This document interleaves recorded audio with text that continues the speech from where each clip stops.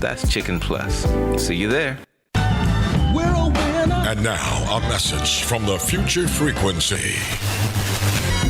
Young voters, Gen Z and millennials, our world is moving fast, and the issues hitting your pockets and your peace, they're all on the ballot. Rent, safety, jobs, student debt, and yes, home ownership. Whether you're aiming for your first keys or keeping your roof steady, voting is where those issues get decided. So click off the mute button and let your voice be heard. Tap in, lock in, and make a plan to vote. The future is live right now, and you're the frequency. This message is powered by Diversity of Thought and proudly sponsored by 1230 KCOH The Source. Are you looking for a pharmacy where you're more than just the next person in line, where the pharmacists are friendly, willing to talk to you about your prescriptions and over-the-counter medications, where they make deliveries to customers in the general area? Then you need my pharmacy of choice, Mercury Drive Pharmacy, 918 Mercury Drive, right off of I-10 East, near the 610 Loop. James Muldrow and his staff are there to serve you. I've been a customer for over 37 years. The insurance companies have tried to steer me to the corporate pharmacies, but I prefer Mercury Drive. It's a staple in East Houston, serving Fidelity, Jacinto City, Pleasantville, Fifth Ward, North Shore, Wood Forest, Galena Park, Channel View, offering free delivery to those areas and others. Most insurances are accepted. Mercury Drive Pharmacy is open Monday through Saturday for your convenience. Phone 713-674-6122, 713-674-6122. Mr. Muldrow and his staff are happy to serve you. Mercury Drive Pharmacy, 918 Mercury Drive, south of I-10 East.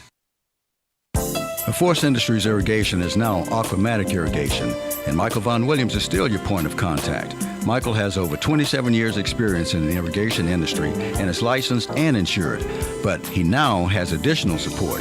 So if you have a lawn sprinkler system that is no longer operating properly, or you're tired of lugging water hoses around, call Aquamatic Irrigation at 346-476-9065. If you don't have a lawn sprinkler system, give Aquamatic Irrigation a call to have your automatic lawn sprinkler system installed. Enjoy your lawn and improve your property value. In order to keep your lawn and landscaping in excellent condition, Aquamatic Irrigation also offers routine maintenance programs to check the system for leaks, proper controller settings, and sprinkler head alignment. Call Aquamatic Irrigation, your sprinkler company, 346-476-9065, or visit our website at www.aquamaticirrigation.net.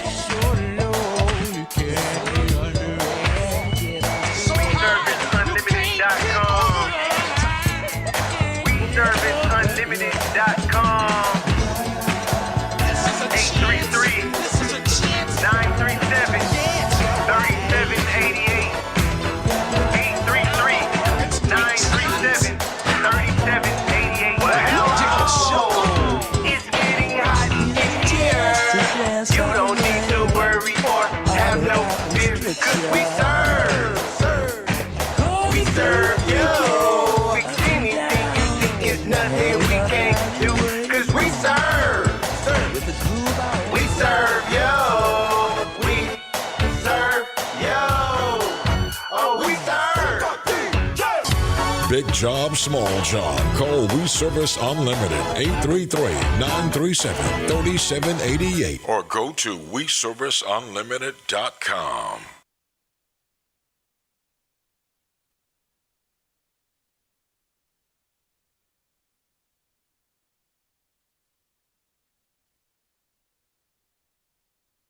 This show today is dedicated to all the people who didn't vote. All of you who didn't utilize your right to vote, in the spirit of Fannie Lou Hamer, Medgar Evers, Dr. Martin Luther King, even Malcolm X with the ballot and the bullet. Hopefully, you will be all right. But anyway, if you haven't voted, I encourage all of you to vote. I'm not going to share with you who I think you should vote for and all that stuff, but go vote. I will share this with you, though. As we get ready to clean, I will share this. I want to thank Congressman Al Green for coming in and being part of Paris Ela's program yesterday. I want to thank Congressman Al Green for also spending some of that campaign money he had here. I want to thank him. I want to thank him for remembering the black community, historically black community, black ventures, black media, in regards to his campaign money. I want to say hello to everybody up in Cleveland after the sweep. I want to, hopefully you all took some of Spike Lee's money while he was in Cleveland for the last 2 games of the NBA's Eastern Conference Championship Series, a sweep by the New York Knicks. Now they wait to see who they'll play, OKC or San Antonio. Hopefully it's San Antonio. Yes, I'm pulling for San Antonio. In regards to baseball, I want to wish the best of luck to Alabama State. Southwestern Athletic Conference, Alabama State, they win the SWAC baseball tournament. They're headed to the NCAA tournament, and guess what? They get a chance to go from, if I'm correct, they get a chance to leave Montgomery, Alabama, and go up to the northern part of the state and play in Tuscaloosa against the University of Alabama. But hey, that's the nature of the business. They're not complaining, they're excited. And my advice to most people, let's stop the complaining. Let's move on to positive things. There's always some light in very dark moments. And I've been in some dark moments. Been in some light moments too, but some very lit up moments. But in regards to dark moments, if you have a game plan, and if you never give up, and this is especially to younger people, never give up. Never, even older people, never give up. People are living to be 100 years old. You're listening to a person who never dreamed of being 40, really. And now, as you get up in age, you gotta wonder, what would it be like to be 100? What would it be like to be 100? And what type of living could you be doing at 100? 713-668-1230 is the number here. If you haven't voted, and again, I encourage you to vote. As we go through the voting realm today, I remember Hattie Mae White, first black elected to the Houston Independent School Board. I was a kid, but I remember all of the excitement, not only in other places, but within my own home. I remember Curtis Graves. I remember the campaign of Al Edwards to become a state representative. Just some off the top of my head right now. I don't remember this one. I wasn't here. This man didn't run for an office, if I'm correct, but he was a publisher. He was a publisher, and I remember a moment ago I mentioned supporting the black media, or black media outlets. Clifton Frederick Richardson, the first, was the founder and creator of the Houston Defender newspaper, the same one Sonny Messiah Giles has now as the publisher CEO. The same one that Clifton Frederick Richardson II inherited from his father along with a brother or two, and then later made it possible for Sonny Messiah Giles to get the Houston Defender. And we remember, I do, as we go through the voting thing today, the election thing, I remember certain people who had an influence and influenced people to vote. And Clifton Frederick Richardson, a name you probably never heard of, was one of those individuals, an individual I never met. He wasn't here when I came around, but his son was, and his son was a dear friend. 713-668-1230. And speaking of living the life, I go back to Spike Lee. And I go back to Walt Frazier, who's got to be 80 now, late 70s, 80 years old. One of the commentators for the New York Knicks. Played on the great Knicks teams with Dick Barnett, Dave DeBusschere, Bill Bradley, Willis Reed, Earl Monroe. Championship Knicks teams. and now he's one of the commentators for the New York Knicks in 2026. Imagine how he feels. Imagine the feeling he has with his team being in this particular hunt. The Astros, 3 Astro pitchers and the catcher, Vasquez, combined to get a no-hitter in Texas. I want to say hello to everybody up in northern Texas with the Texas Ranger baseball team. You got just what you deserve. You got a no-hitter tossed at you by the Astros and 3 different pitchers. One playing in the majors for the first time. And I'm going to chop these names up in a minute. I'm going to chop your names up in a minute. Here we go. Let me bring the names up. I'm going to chop the names up, and I ask that you bear with me. And I'm not above being corrected.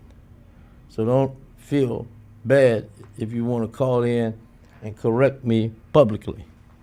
Will I lose any sleep over it? Nope. Will I be angry or mad at you? Nope. I will not. I will not be angry or mad with you. The no-hitter was started by Tatsuya Ami. Tatsuya Ami, the rookie pitcher coming in for the Astros. He pitched 6 innings. He's been hurt. Dana Brown, the general manager, believes in him. He's been hurt, but he went 6 innings of no-hit ball in northern Texas yesterday. Then coming in relief, Stephen O'Kirk. Stephen O'Kirk pitched an inning of no-hit baseball.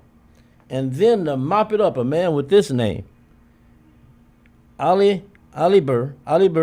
Santa, 2 innings, no-hit baseball. Christian Walker hit a home run, his 15th. Ordan Alvarez hit number 16. And the catcher again was Vasquez. And the Astros won 9-0. Beat up the Texas Rangers 9. Anytime you beat another team in your hood, which is Texas, is big. So we congratulate the Astros. And again, the number here is 713-668-1230. And I want to do this also. If you never called this program before and you want to call, feel free to call. 713-668-1230. If you never called before, feel free to call. 713-668-1230 is the number to dial if you want to call. And again, you have until 7 o'clock to vote. And again, between now and 7 o'clock on my Facebook page, I will continue to post the names of people that I didn't meet and that I did meet who encouraged me to vote when I was younger and didn't realize or really realize the importance of voting, although I saw my comrades, young comrades who looked like me, putting their lives on the line in Birmingham, Alabama, and other places, being water hosed, had dogs sicked on them, locked up in paddy wagons, taken off to jail. And I understood a little bit more about what this was all about. And again, even if you're a candidate, we've had candidates that we work with and candidates that we didn't work with, that won and lost. The main thing is utilize the privilege you have in regards to your right to vote. And again, I encourage you to do it. And again, caller, you're on. Mr. Cool, sounding great. All right, go ahead. You got any money? Yeah. Buy some advertising. Buy some advertising time. Got any money? Parents! Parents! Yeah, that's right, man. Let's talk about the money. Man. Let's talk about the money. Give me that telephone number where they can call in and buy some advertising. Give me the number. Bring me the number. I've got a cup of coffee on the line now. He's first up to bat. Just write that number down for me. Give it to me. Give me the number to dial in the number where they can catch up with you. Lead off here. You lead it. Give me that number. What's the hotline number? Yeah. I'm in rare form. The watermelon I I probably had some dope in it.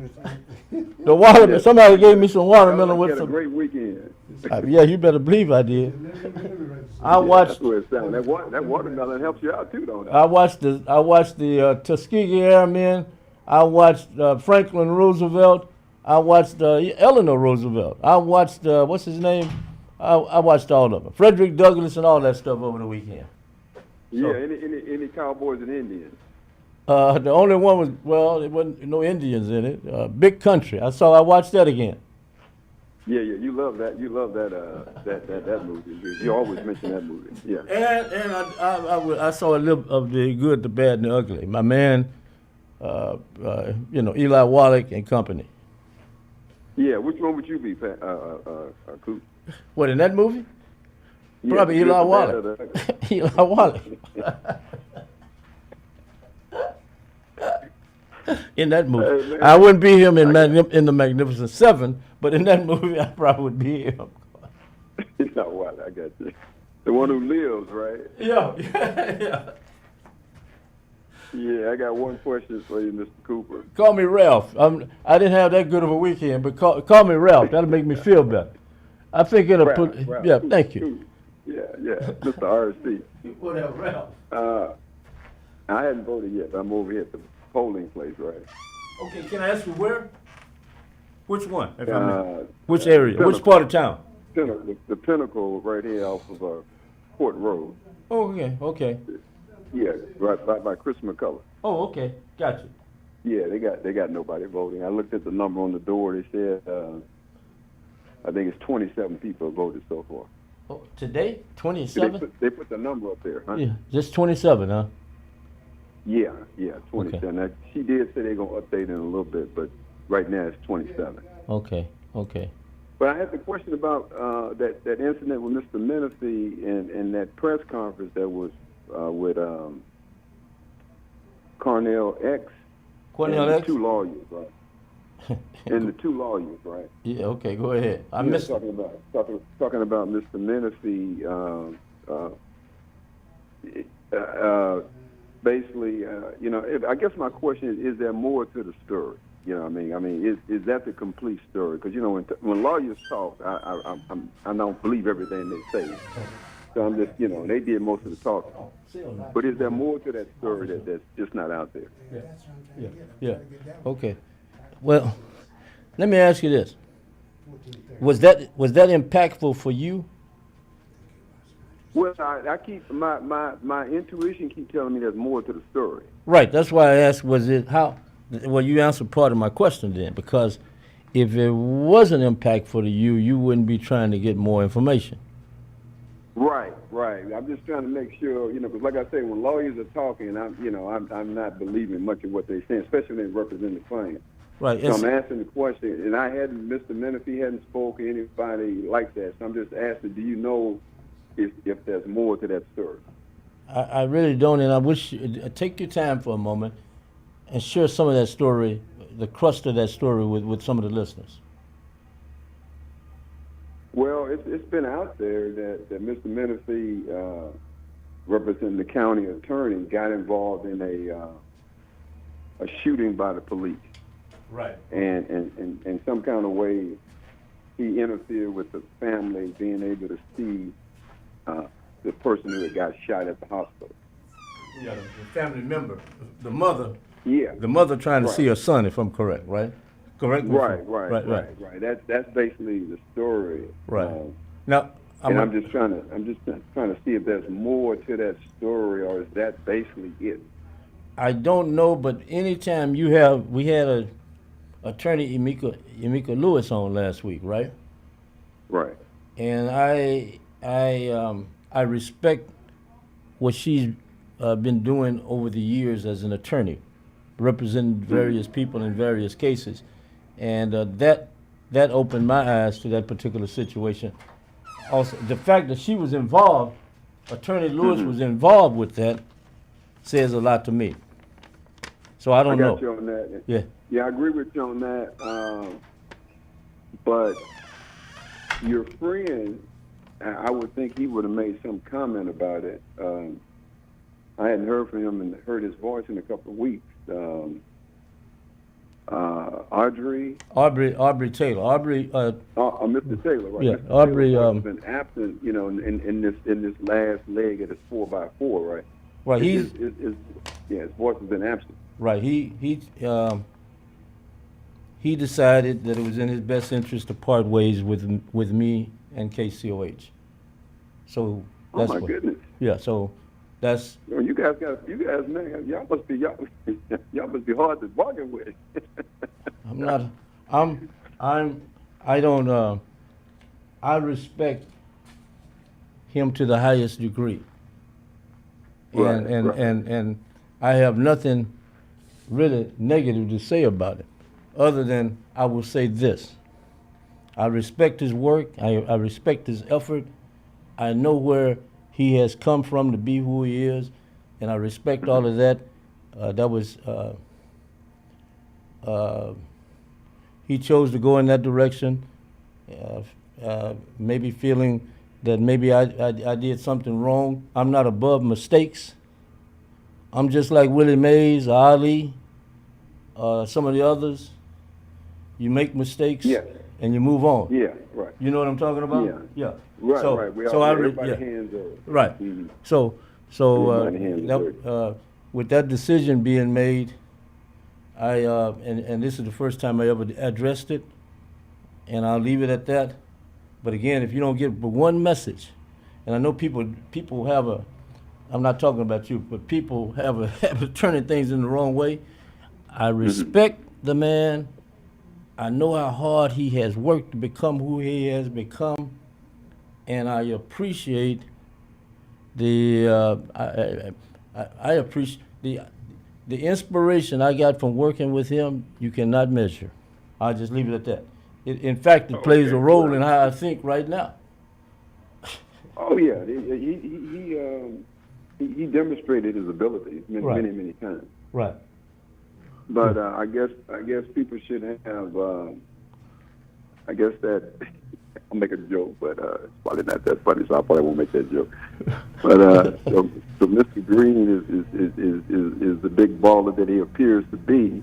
But let me, and I did see. Well, I saw. Look at. Let me show you something. A nearly 80-year-old man is about to go in. Went to Walter Reed Hospital today, right? Yeah. For a checkup, right? 80 years old, grabbing a rail. One of the things that they used against Al Green was his health, right?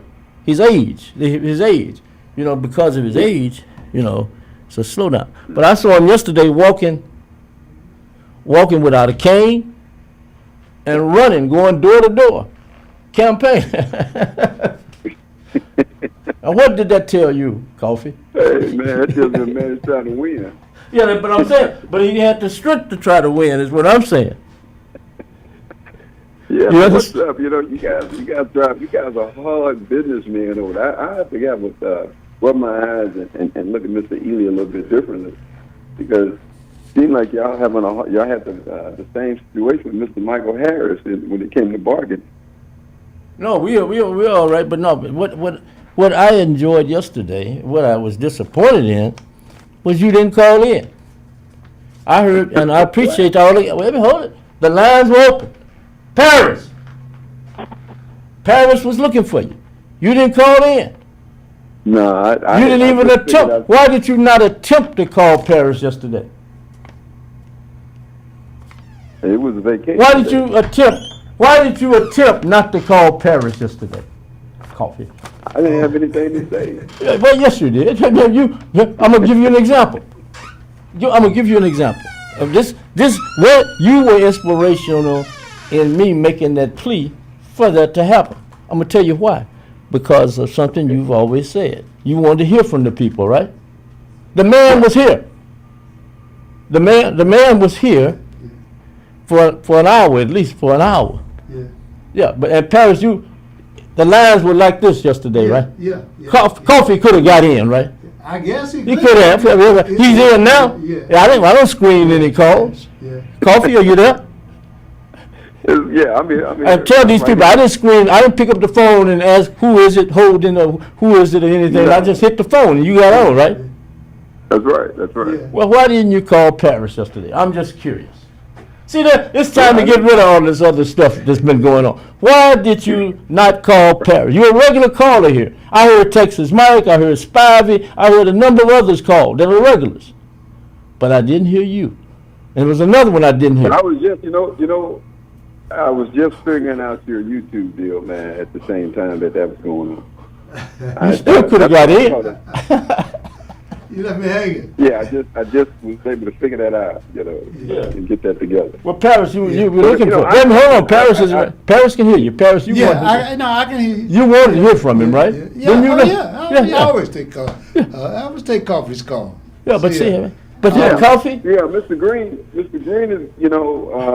he's competitive. Like I say, that's why I asked the question about was there more? I'll ask Paris. Is there more to that story with Mr. Menifee? Oh, I don't know. Yeah, No. But Mr. Menifee's people, Yeah. and I've run into him a number of times. Yeah. They know that they could have come here.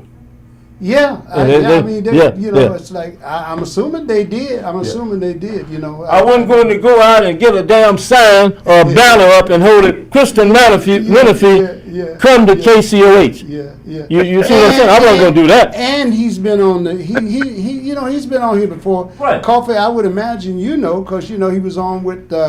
I had him on with Keith. Probably and he's sipping been on coffee with together. me Well, once with before. your contributors. Yeah, they probably Yeah. probably was sucking coffee together. Yeah, and also with You know you didn't deny it, and also with Christian, I got to tell you, Christian and I get along fine. I know. He has told people before. He did his first. I think I told this on the air. Yeah. When we were over at South Union Church, and he was moving. He hadn't moved into politics then. Yeah. But it was clearly on his mind, and I had him to come speak to a panel out there. Had him on the panel, booked him on the panel, and we've had then, and I presume now have That's a why reasonable working Well, that was my relationship. thing. That's why Yeah. I prefer that they be on with you because of you and Sam Andrews are two people, and then I got Ed Shannon and Ed Coffee Shannon. Maynard and Charles Porter. These people are people that I admired, and Harold Gordon Tillman, and how they interviewed people. Well, I am. I'm not going to put myself in that. Well, position, you don't but have I'm to. I thankful. can, though. I can. I'm Are you questioning my judgment? No, sir. I'm Well, not. then, okay, I'm then. just honored. I just accept that. I just accept that honor. But no, I'm not. Yeah. And as a matter of fact, I think, and this is true because I say it whether I'm on the air or not. I tell people about you and your great stories, so it's just good to be on. Well- But with Coffee, we just got through talking, so now I gotta He's go do Coffee. old man Coffee. stuff. I gotta go do old Make man sure you stuff. call him back tomorrow, Coffee, and talk I'll to him talk about to the you. results. Okay? Is that a promise?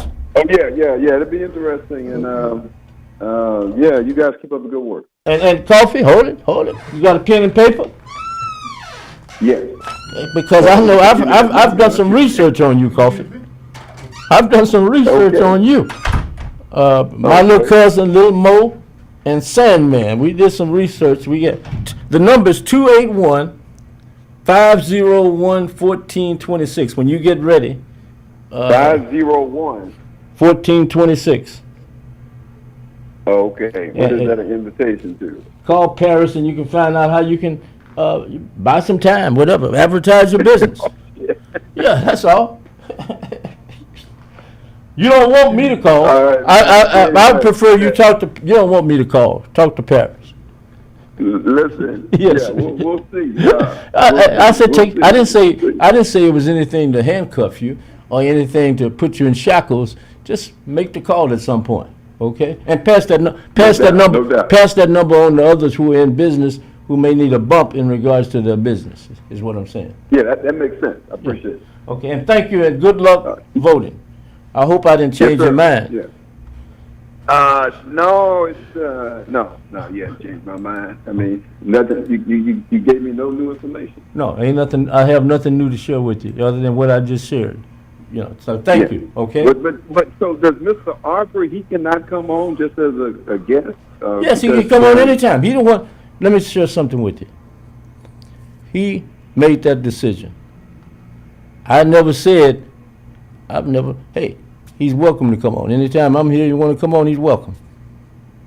Okay, we'll look forward to it. Yeah, okay. Thank you. All right. Okay. Thank you. Mhm. Caller, you're on. Ralph Coop. Yes, sir? Yeah, man, I tell you, politics, they make strange bedfellows. Everything makes strange bedfellows. Think about it. You've been around. You're not no stranger. You're not a stranger to the game of life. Think about it. I saw the picture you sent of the military guys in the airplane. Yeah, you put that picture. Yes. Yeah. See, I had a triple nickel, man. yeah. I had a friend. I don't know if he was in a triple nickel, but he was over in Fort in Georgia. He was part of that airborne group out of Georgia. Yeah. His name was Benny. Billy Harris, and he was in Vietnam for a moment. Well, longer than a moment. Wow. Long enough to have been impacted by Vietnam. Yeah. But a great person, and one who came into my life at a very interesting and trying time, who helped me tremendously. Who told me, long before I had heard the name of Frank Lucas or American Gangster, Bumpy Johnson, he told me that they were shipping dope out of Vietnam in body bags with bodies. Wow, man. That was back in the 70s, man. 60s and 70s, you know. I mean, government. No, we going back to 60. He was telling me this around the time Dr. King and Bobby Kennedy was killed. He had just come back from Vietnam, so this was in 68 when he was telling me this. That they were shipping dope back to the United States from Vietnam in body bags with dead bodies. The government. He didn't say the government. He just, but he said soldiers. But he did say soldiers were involved. Yeah. Yeah, they was getting paid too. Everybody else was getting paid. They let them make some money out of it. I mean, the guys were already deceased, so hey, man. Yeah. So that was. It was just some trying times back then, man. I mean, you know, it was like we had the people. I know Negroes. They had a curse on them. We had a curse on us back then, man. You know what I'm saying? But it's over now. The curse is broken. You know what I mean? Real talk, man. You know what Scripture said. We was cursed. I disagree with the Scripture. All that crazy I disagree with the Scripture. Oh, you disagree with the Scripture? Yes, I do, because okay, think about this. If you had a man who was in a field who could take a sweet potato and do what Dr. Carver did with the sweet potato, right? Mm-hmm. You had another black woman to come along and do all kind of stuff with hair products, right? Yes. You had Frederick Douglass, who was a slave, who ended up changing the country in regards to race relations and integration. Then we've had a whole bunch of other people, and I'm just going off the top of my head with some of them. Phyllis Wheatley, who did poetry and all that kind of stuff. People can say we were cursed.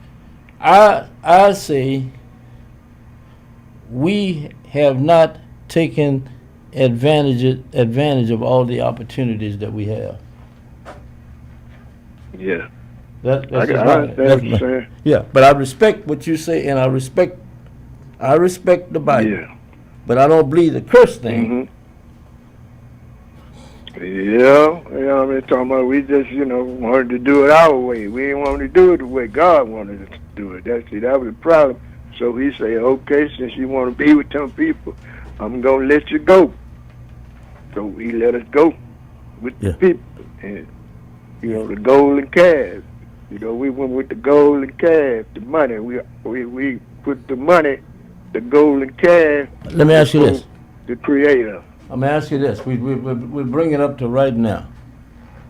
There are reports that Floyd Mayweather, has made more money than any other boxer in the history of boxing, is having money problems now. Money Mayweather. He's been swindled. He's been swindled out of a bunch of money.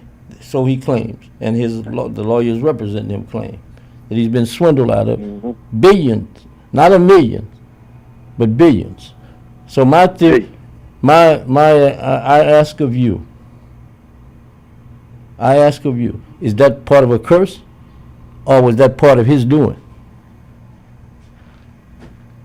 Basically part of his doing, because he didn't want to do the right thing with the money. He want, doing all kind of following the golden calf with the money, and he got hooked all up in there with those type of people, and but he got somebody got his back. He sit high and he look low. He gonna help him. He got to ask him. Help him get out of it though. Well, he's got some attorneys. He got to ask him. And he's got attorneys. Yeah. It's power, man. It's power.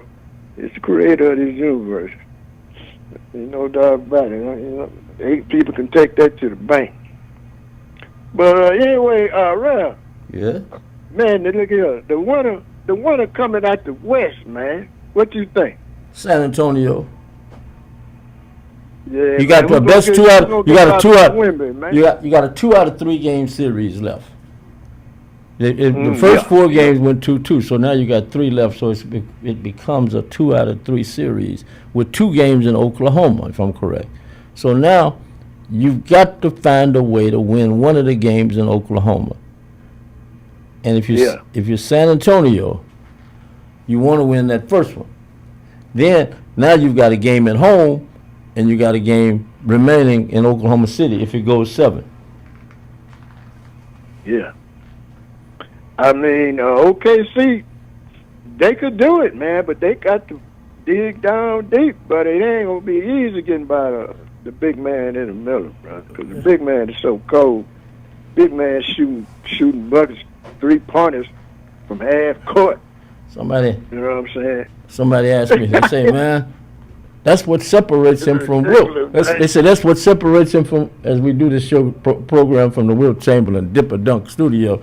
They said that's what separates him from Wilt. He can make those type of shots, and Wilt couldn't. I said, but one thing Wilt would have done, some of these players that Wilt is dunking on, Wilt would have dunked them with the ball. Yeah. He was so strong. But you have to give the young man credit. He's got a great all-around game. I still think Wilt could dribble better than he could. See, most people never saw Wilt dribble. They go back and Google it up sometime. Wilt Chamberlain with the Globetrotters, and you can see how he could dribble. The Wilt Chamberlain at that particular age too, when he first came out of college and went to the Globetrotters for a year. And but it's interesting. So your picks your picks are you going with Oklahoma City or you going with San Antonio? I gotta go with SA, man, San Antonio. Okay, and so who do you got? George Gervin, man. That's the one thing he could do was finger roll. I've always been crazy about George Gervin, man. Okay, well he's not out there now, but the big fella is. So they. Yeah, I know. Yeah, and see, he's been working with him. I can tell. I can tell he's been working with him. Well, I saw. That's his old team, man. I saw two of my favorite people I saw in San Antonio in the broadcast yesterday. I saw Spike Lee and Walt Frazier with taco sauce rolling down their mouths. Oh yeah. As they celebrated. They compete, man. I just used that one. I'm messing with San Antonio. I'm talking about in Cleveland. They were in Cleveland in the lakes. Cleveland in the lakes, and they had taco sauce and corned beef sauce rolling down their lips. Yeah, so and they would love to be in San Antonio. But they won't be unless they're coming in as spectators. They won't be nowhere near there, Walt Frazier will, but it's gonna be New York. New York and town. Towns, man. Walt Frazier. Big towns are sun gone, man. Walt Frazier and Spike could be. Yeah, Walt Frazier and Spike Lee could be in San Antonio on what's that? The Riverwalk. Visiting the Alamo. Man. Visiting the Alamo. Imagine Walt Frazier with all them crazy suits he's wearing. And Spike dresses wild too now. He'll have a good time. Let Yes. me tell you. Yeah, You know, Spike. That's where I was. Spike reminds me of baseball when he was younger. The way he dressed. Houston, man. Spike reminds me of baseball when he was younger. The way he dresses. All that celebration. You know. Who is that? Who you say remind you? He reminds me of Mr. Baseball, James Montgomery. He would come out at times like that. Oh yeah. Spike, yeah. You know, sending a message. Oh. Yeah. Oh. With their clothes. Yeah, with their clothes on. Yeah. Them boys tough, man. Well. Hey, man, we got a tough pitcher, man. That's right. We got a Oriental guy, man. You know. Yeah, well, and he had some help yesterday. He had some help yesterday. He had some help. He had some help yesterday with two other pitchers. Three of them pitched a no-hitter for the Astros. No-hitter? Yeah. I mean, they just kicked the crap out of that team yesterday they played. They played the Rangers up in Dallas, in the Dallas area. Yeah, the Rangers. 9-0. Yeah. 9. 9. Yeah. 9-0. Y'all know they kicked whooped the stuffing out of them bad boys, man. Yeah, that was and the Astros won 3 in Chicago. They won 3 games in Chicago, then go up in the and do what they did up in Texas last night or yesterday. Yeah, yesterday. Man, that was real good, man. Yeah. Well, I got to get these others in. But thank you. Let me get these other people in here. Yeah. You voted? Okay, you already voted. Man. You voted last week, didn't you? Oh, man, the first day. Oh, okay. I got you. I ran to boy. Are you? I'm trying to get from under this pressure, man. This is crazy what's going on in this society. I've never seen anything like it. Well, thank you very much. Appreciate it. All right, cool. Okay. All right. Let's try another one here. And we'll go this way. Caller, you're on. Hey, Ralph, how you doing this evening? I'm doing well. Okay, man, I thought I heard you say something about the game today. Is it today? Is San Antonio playing today? I have no idea. I'll look in a minute. Should be. What's the day? Monday? Tuesday. Tuesday. Should be a game. Hold on. Keep going. Why, you picking OKC? Oh, definitely, man. I did pick them in 6, right? You picked them in 6. Yeah, I picked OKC in 6. Well, they got to win the next 2 then to win in 6, right? Definitely, that's gonna have to happen, you know. And I listened to some people talking, man, and they talking about Wendy and you know the fouls, but they both playing bully ball, man. The referee letting them play. The only way they gonna stop them from playing the way they playing, if somebody gonna get busted knives, lose a tooth or something, you know, then they might change the way they make calls, you know.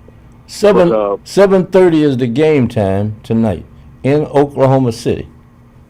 7:30 in Oklahoma City. San Antonio will play there tonight. Series tied 2-2. But let me ask you something.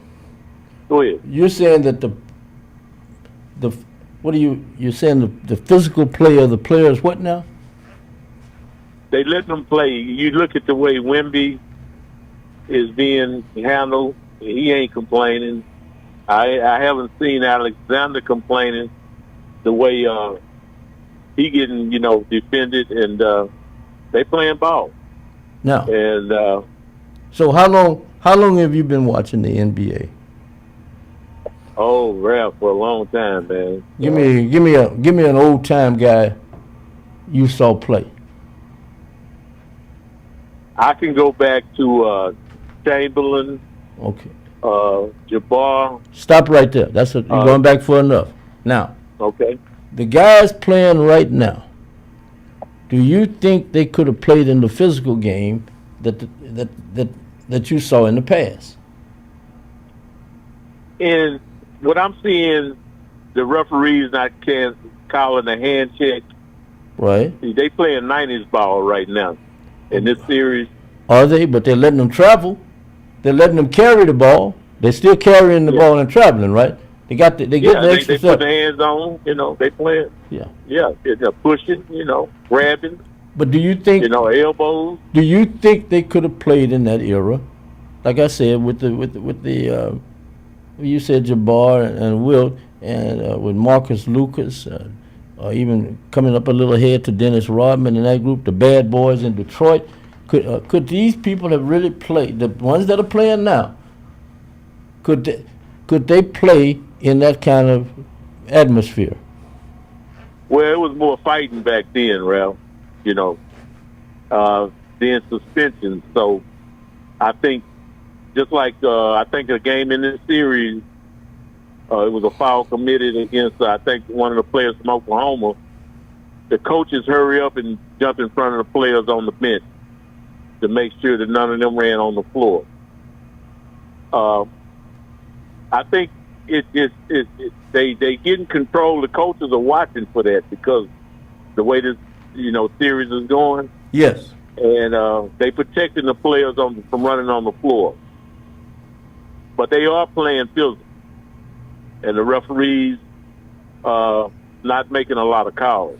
But could they have played in that era that we mentioned? Yeah, I think the way they playing now, I think because a lot of ex-players saying how soft these players are, that's playing in this era right now. Well, that's what I'm asking. Could the players who they claim are playing soft right now have played with them, who played more physical? Yeah, I think they would have tested their manhood to see what they was about. Yeah, we know that, but I'm saying we got that. But how do you think they would have come out? Reacted. Yeah, how do you think they would have played? Do you think they would have excelled like they do in the game they play now? If they had played, if you take the carrying the ball out, and you take the extra step, and you bring in more physical play, like they played back then, could these guys have played in that atmosphere? Yeah, I think they could have, Ralph. The way they playing now, I think they could have. Okay, what they're not complaining, man. They're not complaining about it. Okay, I'm Wimby just, ain't complaining. He clapping his hand. Yeah. He got his chest out. He's pretty confident. Well, how successful do you think they would have been? If you put you put let's just say you put them in a 4-game set. I mean, in a 8-team tournament. You put the Knicks, Cleveland, San Antonio, and OKC in a 4-game series with Boston, the Lakers, the Detroit Pistons, and the Chicago Bulls with Michael Jordan. How do you think those 4 teams from today would have competed against Chicago with Michael Jordan, the Bad Boys with Detroit, Hands down, I think Jordan and the Magic with the Lakers. How do you think? And you can even throw in another team that didn't win nothing. The Utah Jazz with John Stockton and Karl Malone. Yeah. How would the 4 teams playing that have played in the West and Eastern Conference championships, would they win a game against those teams? I think they would have had a hard time with them teams, Ralph. But I think they could have played with them. And this is the way they would have played. They would have played with the rules they're playing with right now. Those teams would have had the 3-point shot. Magic and Bird would have had an extra step, and they would have had, of course, the 3-point thing, the whole deal. So who would have won? Would Cleveland have won a game? Now Cleveland would, just like they got swept in it. They man, after they lost that 22-point lead, that was it.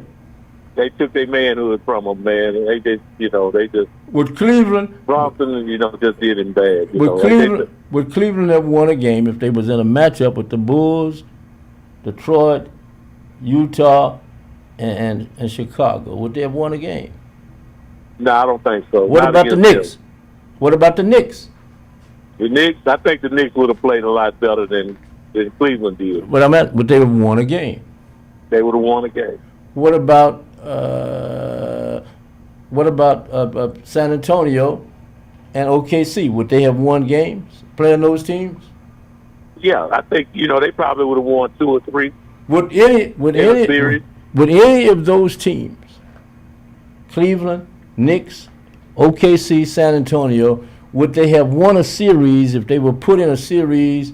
If we could go back in time and have Michael Jordan and the Bulls, Larry Bird in Boston, the Bad Boys of Detroit, and say Magic or Utah or the Lakers, and that would any of the teams playing now win a championship? I don't think that they would have won a series against them because those are Hall of Famers and top 75 players, Ralph. I don't think they would have won a championship. I think they might have won a few games, against them teams. But, these athletes, a guy like Wemby, he's a phenomenal young player. Sky's the limit for this guy, man. Okay. This guy can shoot from anywhere on the floor. He can prove that. Yeah. He can play under the basket. He can take it. When I seen Yao Ming play when he first came to the league, Yao Ming had never been tested like he got tested, in the NBA. Well, they were throwing elbows from everywhere on Yao. Yao had to beef up and get physical, man, and he did. Yeah. Over his career, but it just couldn't stay healthy, man. That was the only problem Yao had. Okay, and I gotta let you go to get these others in. Have you voted? Oh yeah, I did. I voted early, Ralph. But see, my candidate wasn't on my ticket because they changed that district. Yes. I'm in District 2 now, so it wasn't Al Green's district. So okay. Well, I did call in yesterday too. Okay, and thank you for doing that too. Okay, thank you for listening. Okay. All right, Ralph. Have a good one. Okay, thank you. Let's try another one. Caller, you're on. Top of the afternoon, Mr. Cooper. All right, how are you doing? How you doing there, brother? All right. Cool. Yes. Now, I don't know what basketball, they watch. You asked them had they watched some games in the past, from the past. I don't see none of them teams that you mentioned even holding if you put Detroit, Chicago, Detroit. Let me mention the team: Detroit, the Bad Boys of Detroit, Chicago with Michael Jordan, Larry Bird with Boston, Magic with the Lakers, and throw in Utah. Utah never won. Utah with Karl Malone and John Stockton. Would any of the 4 teams that are in the NBA Final Four, would they win a series and would they win a game playing those teams? Nope. They won't win no series. They might win one game. Okay. But they ain't. And plus, Coop, with these rules that they got now, no hand checking. Imagine Magic with an extra step. Michael Jordan with an extra step. Michael Jordan with an extra step. I got Karl Malone with an extra step. Oh well, I ain't got nothing to say about him. Yeah. But anyway, Coop, they already cry too much. You sort of be up there crying to the referee, and the next play you go down court, they give you something to cry for back then. You go in for a layup line to get slapped all upside of the head just for going talking to the ref. Yeah. You know what I mean? Quite well. And look here, Coop. The more we watch the playoffs, all I can say is the dumber the Rockets look. Explain that to me. Look at the people that we drafted, for one, and then look at the trade. This trade ain't even been a year old yet in this bag. Because, first of all, if y'all gonna complain about Jalen Green didn't do this and didn't do that in the playoffs, well, he did the same thing Kevin Durant did. Only thing about him and Durant, he just 22. Durant, 38. And not only that, Coop, Durant didn't even play. At least he did play. And half of the time when he played, the so-called point guard that y'all bragging on coming back from a ACL next year, he wasn't looking for Jalen Green. Jalen Green had to get all his points off of one-on-one. He was looking more for Sanguini or whatever his name is. And they try to act like he's the next big thing center. Well, everybody big when the people that got elected for the All-Star team before you was hurt. You know? That's the only way he made it. He ain't made it on account of his merit. He made it because the person before him got hurt. And the people that was supposed to replace him, they didn't pick him. They picked the next person. And we could sit here and candy coat what the Rockets did all they wanna. It still ain't gonna change. But, Coop, there's nowhere in the world you had the second best record in the NBA behind OKC. Am I correct? The year Jalen Green was here, last year, right? Boy, my memory's bad. Go ahead. I don't know. All I know is when the season ended, the championship wasn't here. Well, all I can say is we had the second best record in the NBA, and we busted that team up for Kevin Durant and Phoenix Smith. Well, come on, Coop. And then we go turn around and draft Reed Shepard over Castle. Now all the other stuff I might can overlook, but I want to know what they seen in Reed Shepard that they don't see in Castle to make him a better player than Reed Shepard. And Castle just come off of the national championship win. That boy Reed Shepard didn't even start. Well, I gotta take these other calls. I want to thank you for calling in. Can you answer a question for me before you go though? Well, don't pick them, Coop. Just throw what you want out there. Well, I know. Many people. I run into people. You know, you're a celebrity, and people they know you, and they when they don't hear you like they hear you during the football season, they run into me and they ask questions. So the question that I'm getting about that they want you to answer is, do you have the date of Katie's first game this season? I don't have it, Coop. Well, can you get it? We don't have to worry. No, they want to come to the game. Get the number. Get the game for me. I'll get it and I'll shoot you an email or something. But we don't care who. You can put whoever you want on the first game. Well, last year y'all put who was it last year? Down there in past your hometown in Pearland, some school down there. And then the year before that, every year before that, we had to go through North Shore. We had to teach them how to win in order for it to lead them along. And now who you want us to do this time, Coop? Well, we coming back. I know. You know we coming back. And I don't know what they seen in our schedule or something. No, they want to know. They want to come watch the team. They want to watch some good football. That's what they want to do. But I got one more. You got what? All you can say is what? All I can say is, Coop, y'all better kick us while we're down. Well, because after next year, Coop, it's gonna be a problem. Did they see? And you know what else I want to ask you, Coop? Our Olympic team, the men, I want to see what that 100 and 200 meters gonna be like. Cause we got some high school kids out here now.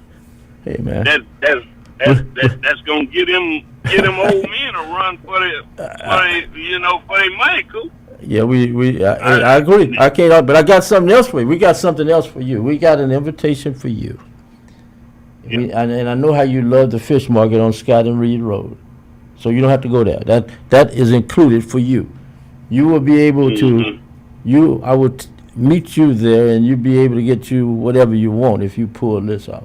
I want you to bring your fastest Katy high schooler and your girl and boys, one each, bring them, or whatever you want to bring. Bring your fastest people out to Sunnyside and challenge the people over at Worthing. We got something for you. You always want to beat up on us in football, because you know it's unfair. Well- But I mean, I was told to tell Mr. Katie to bring his fastest tell you females and fastest males students from Katy, not somebody that's been out of school for 5 or 6 years or whatever, but they're in school, and bring them out to Sunnyside and let them run against the kids from Worthy. The state champions. Coop. State champions. And my answer to that, Coop, well, since evidently they didn't see the high school track season this year, because we had one kid won 200 meters. Bring him to One Sunnyside. kid Bring him to Sunnyside. Hold on, I let you talk. I said bring him to Sunnyside. Okay, wait a minute. Just let me finish. Now, you talking all that noise about bringing them to Sunnyside. What we going to bring them to Sunnyside for? They ain't got no track out there. You bring them to Katy where it's a real track at. Not no horse pasture with a circle around the horse pasture. Champions can run anywhere. There's a track and field. There's a very valuable track and field site right on the corner of 288 and Reed Road that can be utilized for this particular matchup. Just let us know when you want to run. Don't look for excuses. We ain't got no excuse. Well, you just came up with one. I'm telling you. We don't want to run on no bootleg track. I said, that ain't nothing but a horse pasture with a circle around it. if they can, Bob Hayes ran with no shoes on back in the day. Well, we ain't talking about Bob Hayes. Well, bring him up. Bring him to Sunnyside. We talking about 2020. Yeah, I think you.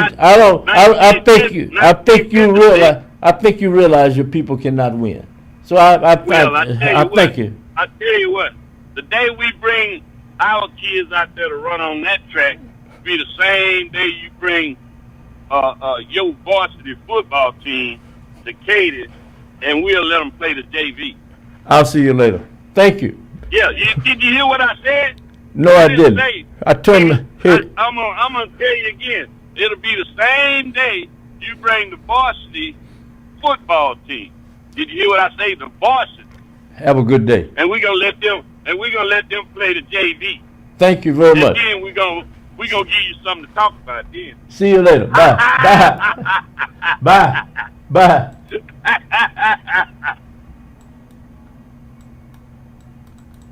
And I thought we were about to do something. Let me see if we can get this to work. May not be able to get it to work. Let's see if we can do it this way. Let's go. Let's see if this will work. Nope.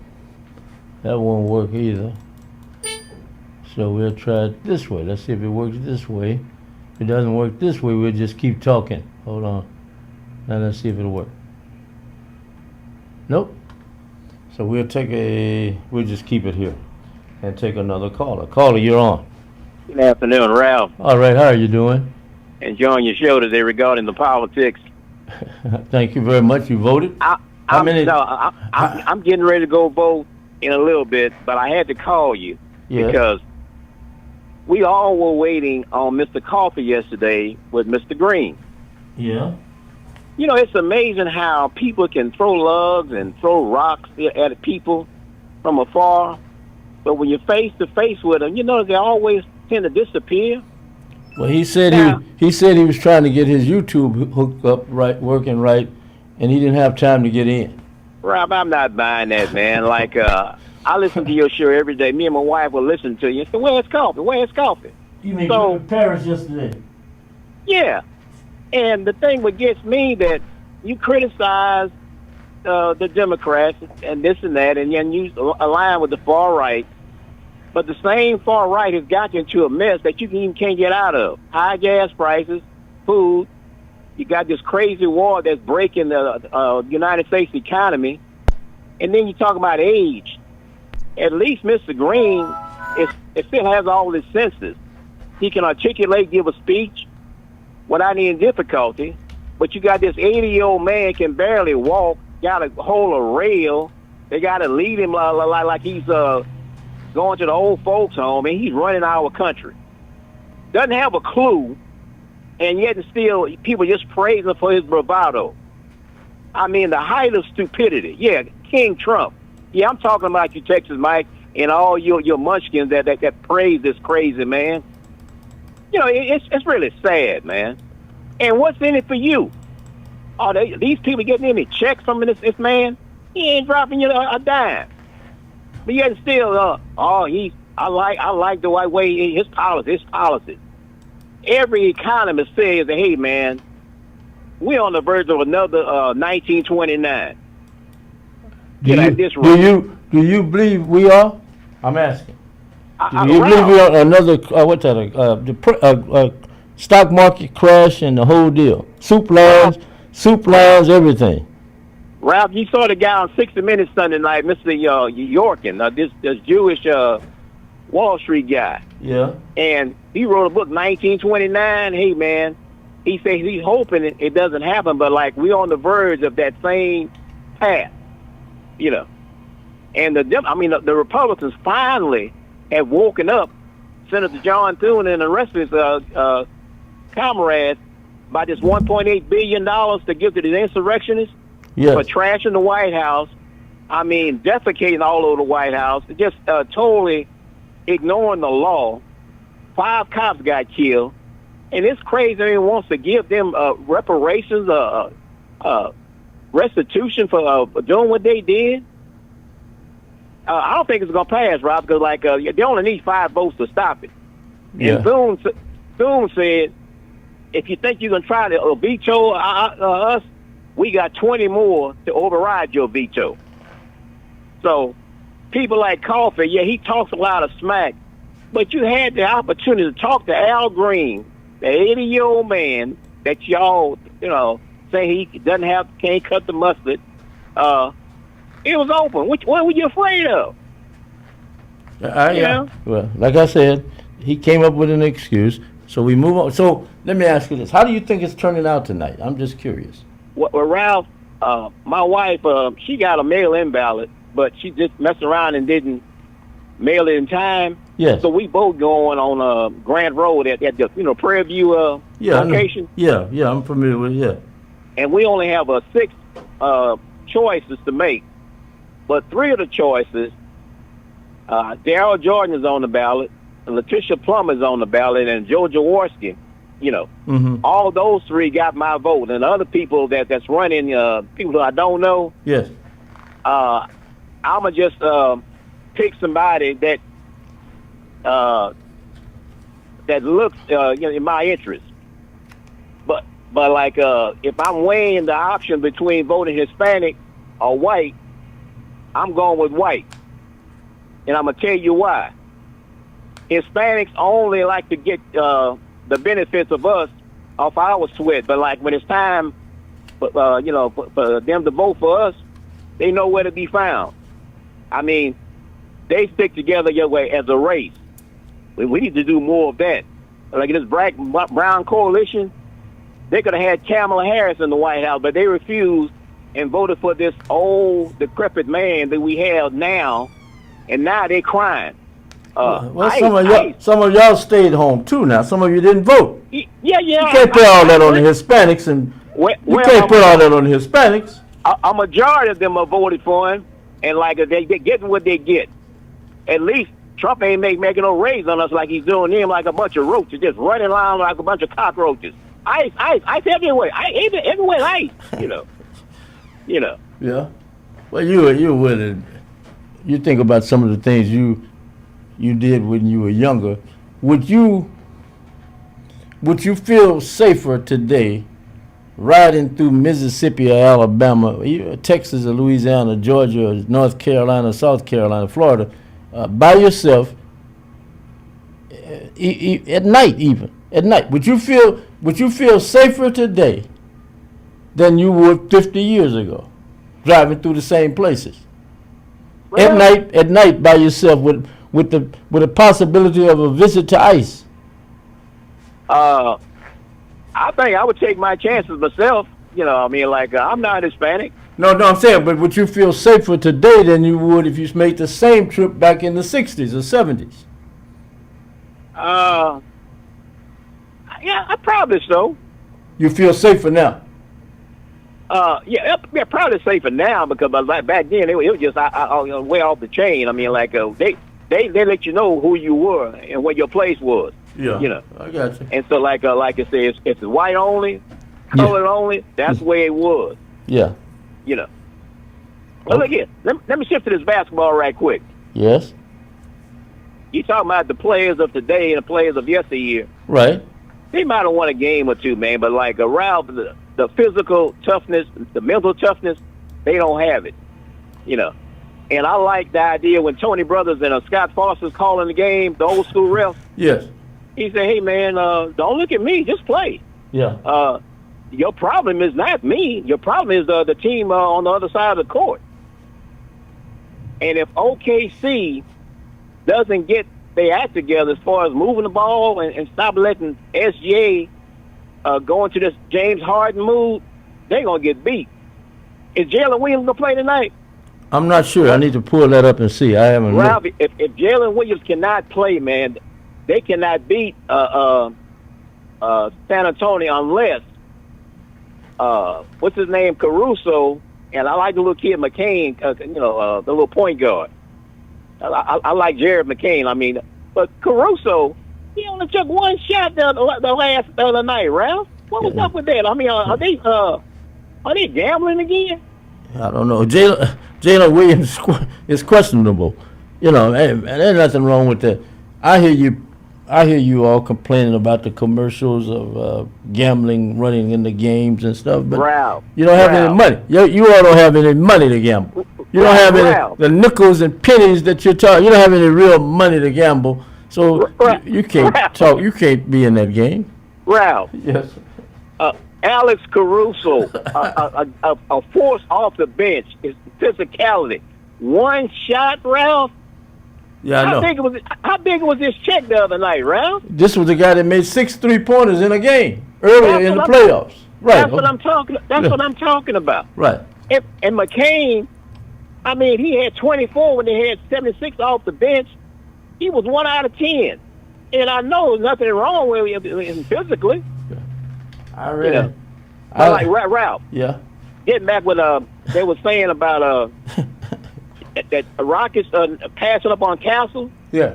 Ralph, how could Raphael Stone pass up on Castle versus Reed Shepherd? Probably money. The agency. You have to remember now. Some of that plays a role in that also. You and I represent. Say you're representing Shepherd. I'm representing Shepherd, and you're representing Castle. And they call, and they find out my deal is a little bit cheaper than your deal. Well, Ralph, is it not just the agent, but like I know Tillman Fertitta, he loves that look, so he figured, well, he likes the Shepherd look as versus the Castle look. Well, that could have played a role in it also, but also remember now, money plays a big part in this stuff. But Ralph, you know how these guys and are. Relationships are huge also between the agents, and the general managers and the owners. Okay, don't think they don't have relationships. Yeah, but Ralph, if I had seeing how these guys play now, Castle and Harper, San Antonio drafts well. Well, and they know talent. We don't have that here because Raphael Stone doesn't have a clue. You talking about Joker? Can't talk about the brother like that. Hey man, it is what it is. The man does not know talent, Ralph. And Fertitta, I mean, if he really wants to win, he's gonna have to dump Stone, man. I mean, cause we can't keep making these boneheaded trades, man. A washed up 38-year-old Durant. And we had young talent, just waiting to, you said it yourself, that was a bad move. Well, I never would have made the deal now. But also, before you go, because I know you're old enough to remember, I hit this guy. I want to say happy birthday to Dan Pastorini today. He's celebrating a birthday right around this time. So I want to say happy birthday to number 7. How old is Dan today? Oh, he's a young, he's about my age. He's young. Al Green, he's Al Green. That's 77 or whatever. He's our age. Right. Why is it always that, like, when we get our age, 78, 79, we too old, but on the other side,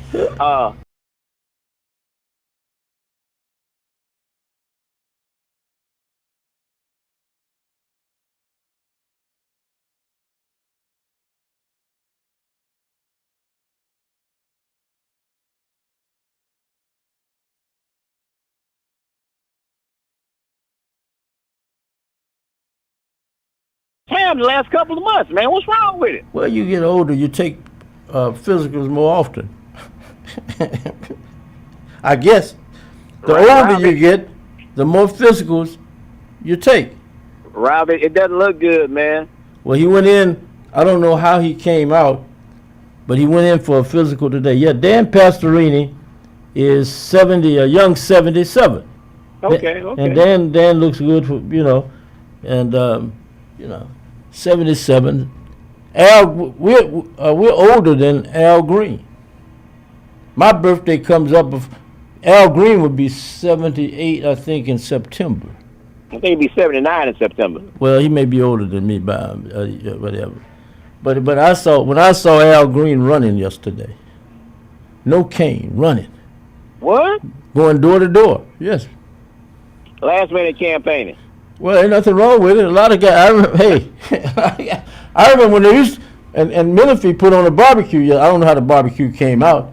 Mm-hmm. A barbecue at a church. Yesterday. Okay. And Al Green's watch party is at a church. But if you want a real watch party tonight, there's only one place, one or two places, three places to go. Out there on Sunnyside at Floyd's 40 Acres in the 4700 block of Reed Road. And Swaggers? Oh, they already started. Depending on the door may be locked, but at the D bar, they've already started. The D bar, and a Swagger, and Floyd's 40 Acres.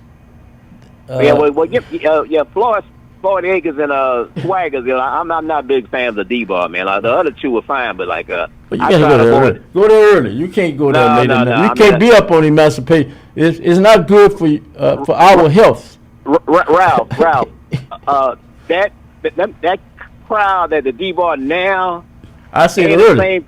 Not even early, Ralph. I mean, I just don't like since Calvin passed, Ralph.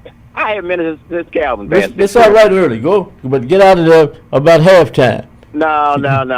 See, because the neighborhood changed. The neighborhood has changed. See, think about it. They've got traffic all up and down Emancipation and down Alameda. Ralph, that's my point. Yeah. Ralph, whenever you have this free stuff, no cover, you better beware. I'm paying anywhere. If I'm going somewhere, I'm gonna pay a $10, $15 cover, so I'll feel a little safe. And the club, Mr. Baseball, made famous up on Alameda. That 50-15, there would be no 50-15 without Mr. Baseball.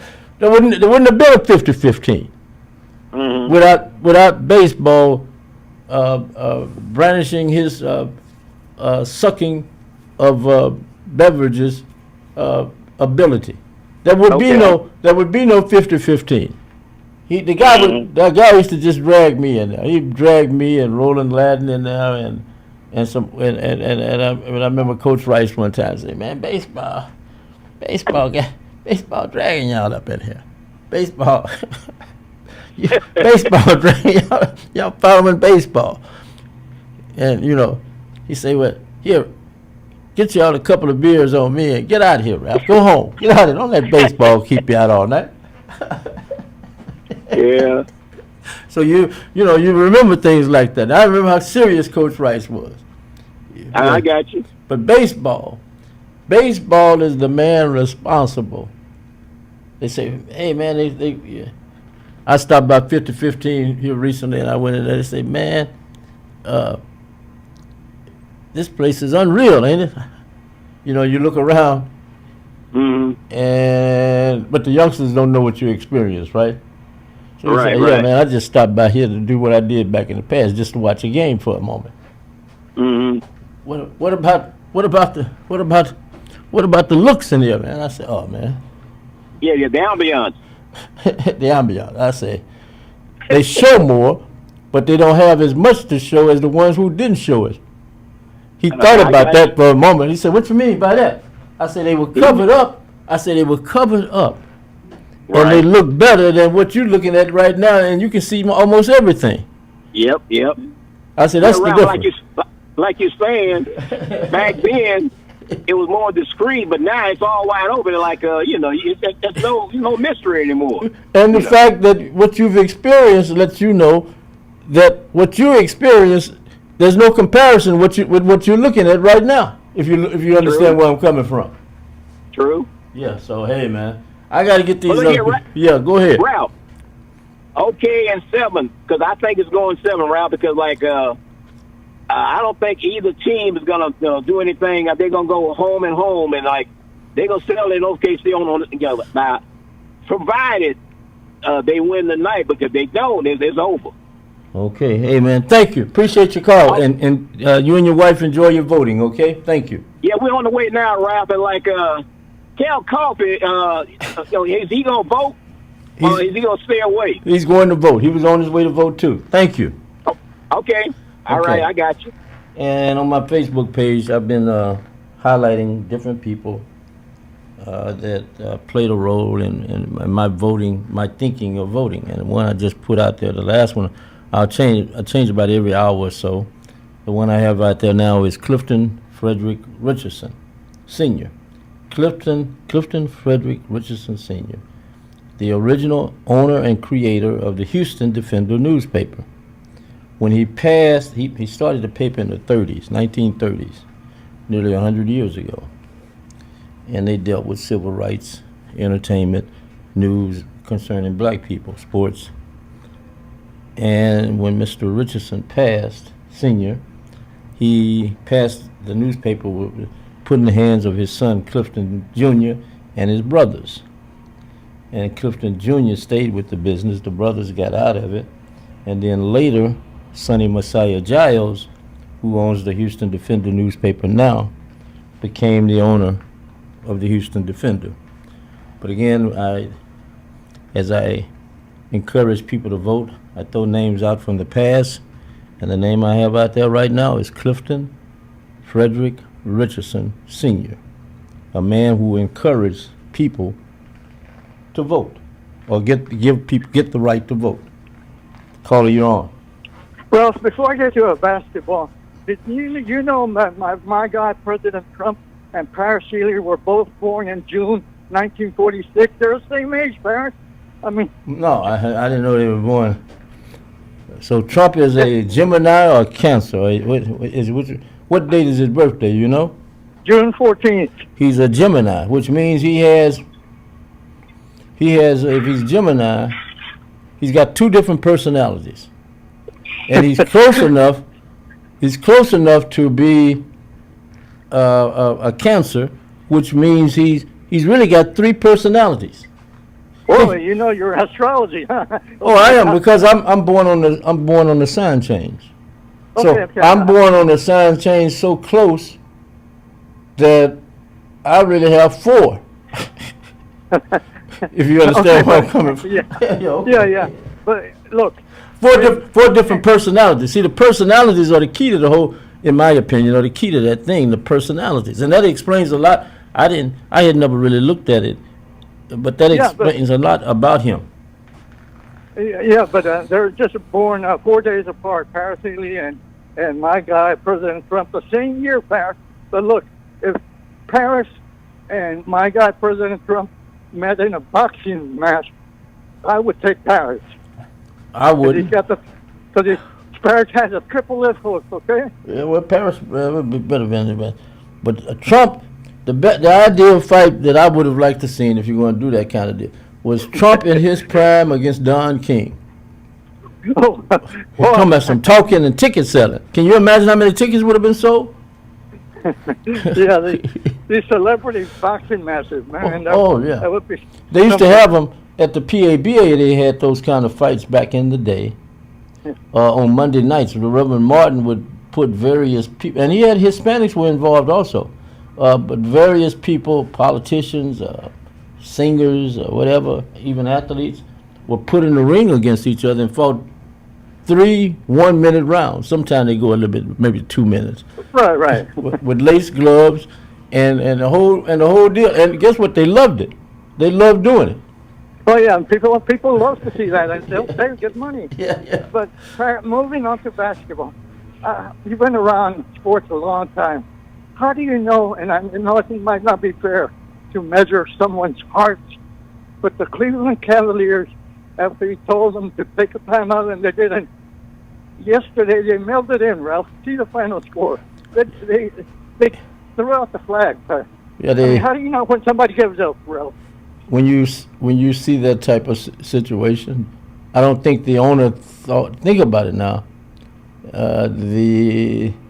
The owner of that team, took busloads of people to Detroit to see his team win. Right now, right. He's got 2 games at home. He's down 2-0. The team blew a 22-point lead, and then they come out and play like they did. Just I understand he issued a harsh warning to the team. He had a harsh speech after the game. I haven't been able to find it, but I think the New York Post may have printed some of it about what he said about his team after they lost yesterday and got swept in 4 games. But last night's game, I mean, look up the final score. I think they lost by 30-something points. Yeah, it was horrible. Man. Did you try to watch any of it? It was even worse. Yeah, exactly. It got to be worse than the final score. If you can believe that. It was worse. I turned off. I always tape the games in case something, unreal happens. But I turned off the game. So I mean, professional players, whatever sport, I mean, sometimes is it true they don't give their 100% or they mail it in or give up? Some of them Wow. do. Some do, but the great ones in most cases will battle. They will fight. They battle it out. They're not going to lie down, especially at home. Yeah, in front of your own fans. I mean, I know you're down 3-0, and there's no way you're going to win 4 games in a row, but giving up among your own fans. Right, see, and you're old enough to remember what I'm about to say. I mentioned Dan Pastorini and his birthday. And today, and happy birthday, Dan, again. But see, one thing about even the teams with Jack Pardee, more so with Bum Phillips, those guys played for the coaches. They played for themselves, too. They played for the coaches, themselves, and guess who else? The fans. They were always around people. You know what I'm talking about? Yeah, And they knew they may run into, say they ran into me and you, and they find out you got some money on the game, I got some money on the game, and we done set up the house where we are, because we got lucky with them before, and they know how hard we worked to earn what we were. They played with that in their minds also. You know what I'm talking about? Yeah, exactly. Yeah. So what about if you're a Cleveland Cavaliers fan and you see that and you come back and buy season tickets again, Ralph? Oh, they got to give me a break on the season tickets. I may buy some season tickets next season, but you need to give me what are you offering? Yeah. After being and Spike Lee, I mean, the finals in Madison Square Garden, that would be something else. Oh yeah, what they had him on the second row yesterday in Cleveland. And he paid an arm and leg to get on the second row. You know that, right? Oh yeah. I mean, he can afford it. But, but no, that's one thing I enjoy about you and Paris. You will never ever lay down or give up.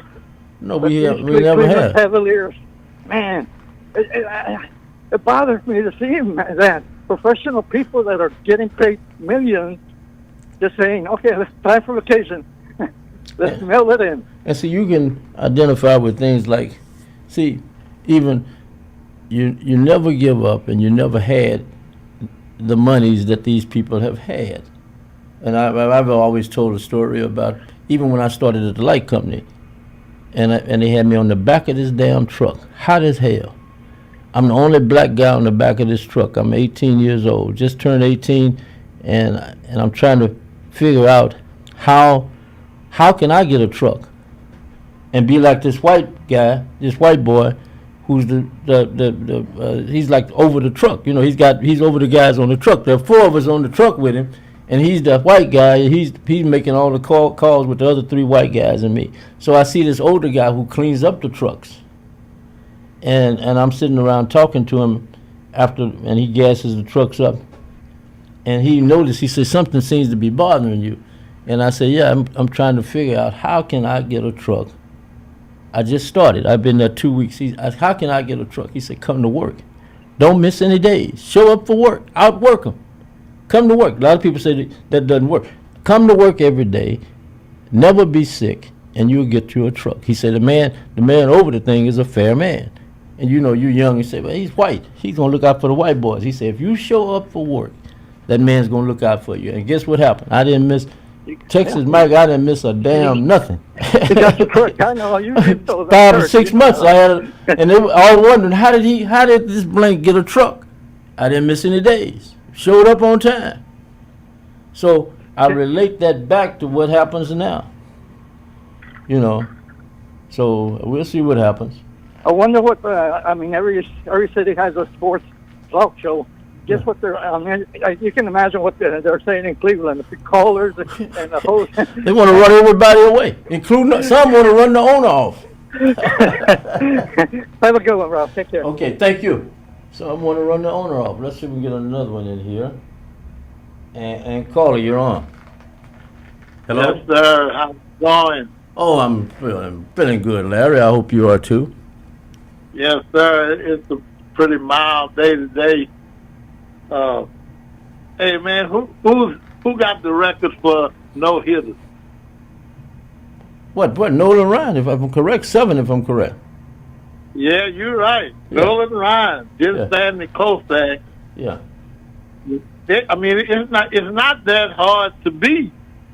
Because this little dude, he got one right now. But see, if I'm correct, all of theirs are by themselves. He had help. It was 3 of them pitched a no-hitter yesterday. Three pitchers.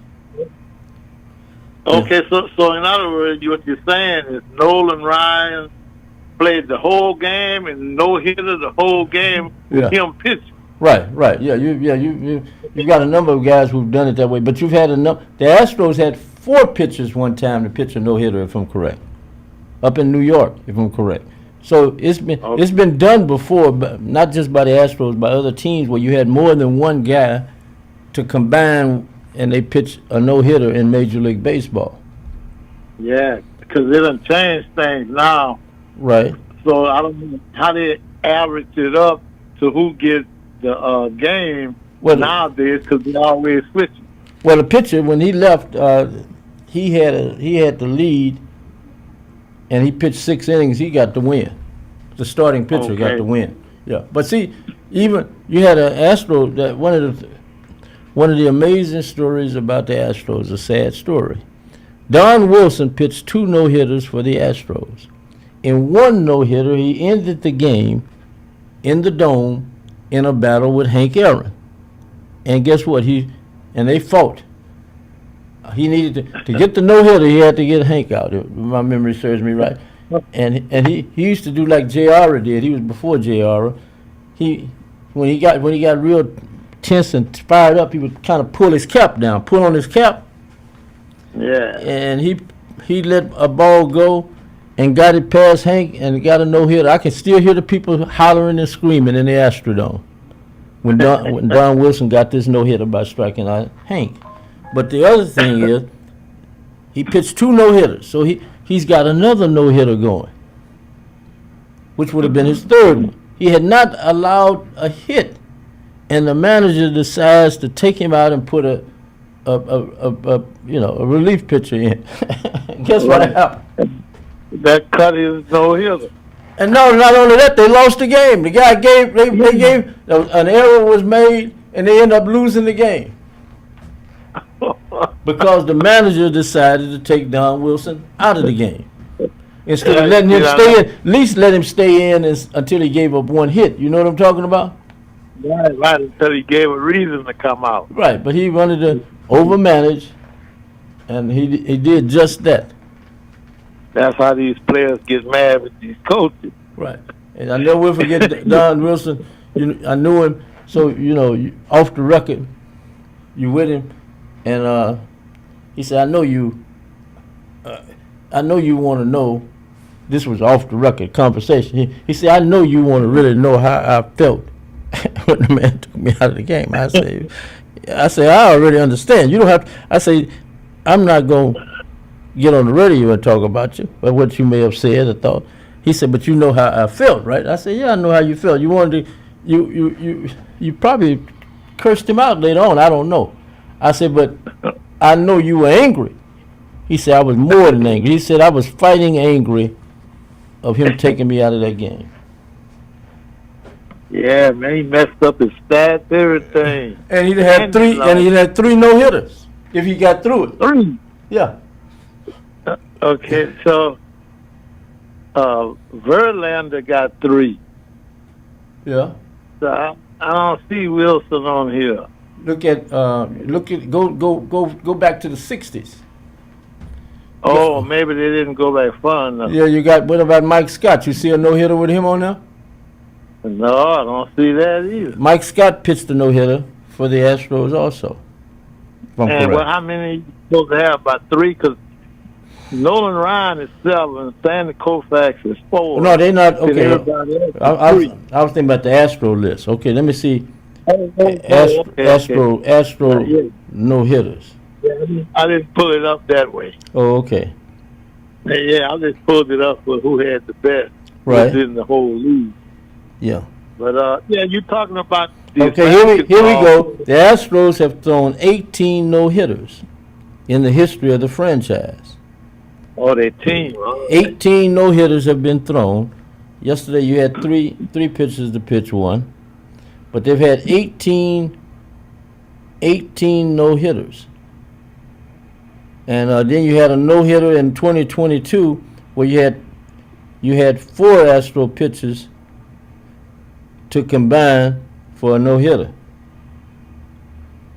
You know. So and then you had the individual ones. You had Larry Durker 2. You had Don Wilson with 2. Nolan Ryan. Hold on a minute. Nolan Ryan had 2 as an Astro. Don Wilson had 2. Larry Durker, Kenny Forsch, Mike Scott, Darryl Kyle, Justin Verlander, and Ronel Blanco. No hitters for the Astros. Oh, that's how they're doing. See, but now it's kind of in a way to get a no hitter. You see, it's not like the way we used to play when you was in the like pony leagues. You had to pitch the whole game. Well, but they may have had some before them, but in this modern day era, you've had some. But like I said, you had guys going the distance. They weren't going to take a guy out. They weren't going to take Nolan Ryan out of a game with a no hitter going on. You know what I'm talking about? Yeah, you know he's doing it up. So hey, let the man go. That's right. The way you're supposed to do. Right. You had another no-hitter. You had another no-hitter of 1, 2, 3, 4. 4 Astros pitched a no-hitter back in 2019. Then you had one with Mike Fiers in 2015. I'm going back now looking at that. Roy Oswalt, Pete Monroe, and 1, 2, 3, 4. 1, 2, 3, 4, 5. 6 Astros combined for a no-hitter one time against the Yankees. Whoa. That's a lot of... Now, what about... Roy Oswalt got hurt. The starter, Roy Oswalt, got hurt in the game. He pitched only 1 inning. Then they went to the bullpen and got a no-hitter. Darryl Kyle pitched a no-hitter for the Astros. Mike Scott, I mentioned him. Nolan Ryan, 1981. Kenny Forsch, 1979. Larry Durker, 1976. And here we go with Don Wilson. Don Wilson, 1969. He was the first pitcher in the Astros history to throw more than 1 no-hitter, and that was his second no-hitter, and he came against Cincinnati. The one before that was in 1967, the one I was telling you about with Hank Aaron. Don Wilson that Sunday struck out 15 Braves, and to pick up that particular no-hitter. Then you had Ken Johnson, this is one I really remember as a kid. Ken Johnson of the Astros pitched a no-hitter in 1964 when they were the Colt 45s, and guess what happened? They lost the game. They lost 1-0. but he's still here. He still pitched a no-hitter. They got the Reds got a winning run was scored by Pete Rose in the top of the ninth inning when Rose scored on an error and a ground out.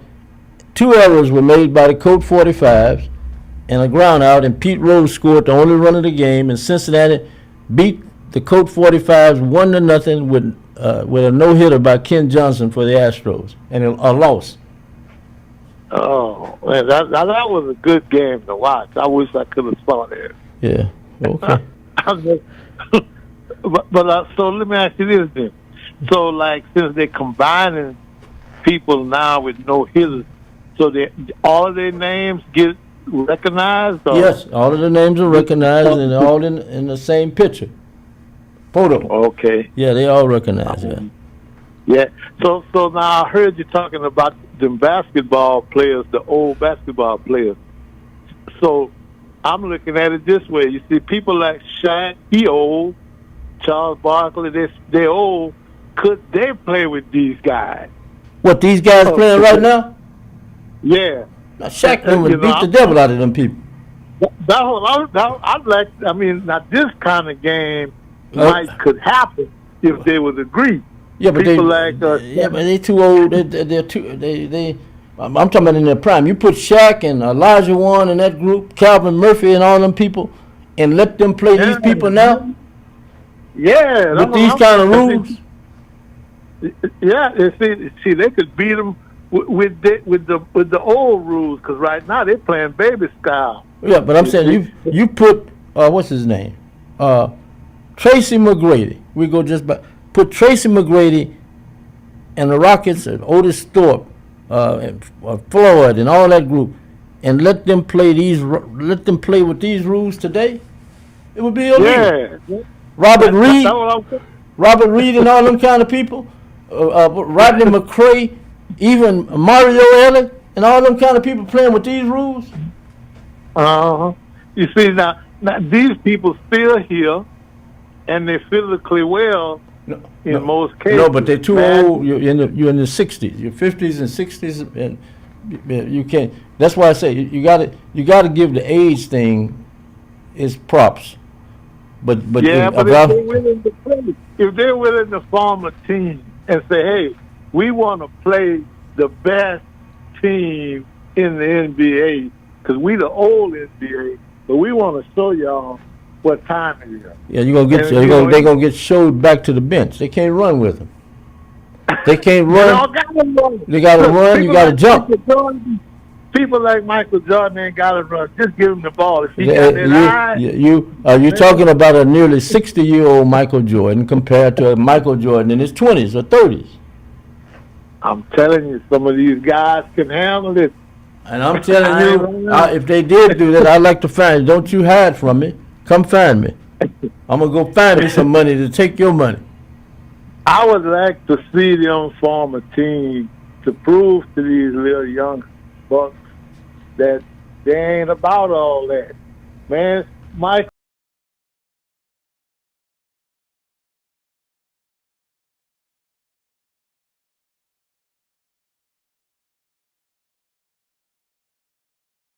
Playing basketball.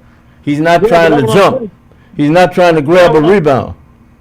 Yeah, that wasn't his style. But people like Shaq, that's their style. They know how it's done. They can do. You ain't gonna be as faster, but I bet they can still hang. Well, call me back tomorrow. I want to talk more about this. Call earlier, please. Okay? But let me put in something about the vote. All right? Go ahead. See? All right, now you see, because I know it's a lot of people. They're talking against Al.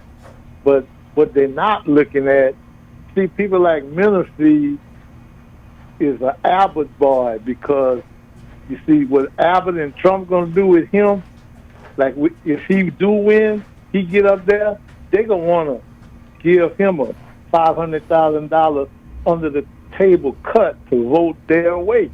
And he's going to take that kind of money. That's what they do in D.C. They vote by. And that little young dude is going to take that money because he don't have none right now. People like Al don't need that. You see, that's what I keep trying to tell the people. Al don't need their money. He only there for one thing, and that's to help the people. Because he done did everything else. He know the scope from all that. This little young dude is going there to try to get rich, and that's how Trump gonna get it. Well, let me. Come time to vote, they're gonna say, "Look, man, we got $1 million to give you. Well, Don't go vote." Okay, well, let me. Don't vote. Before you go, let me just ask you one question. Would you take the money?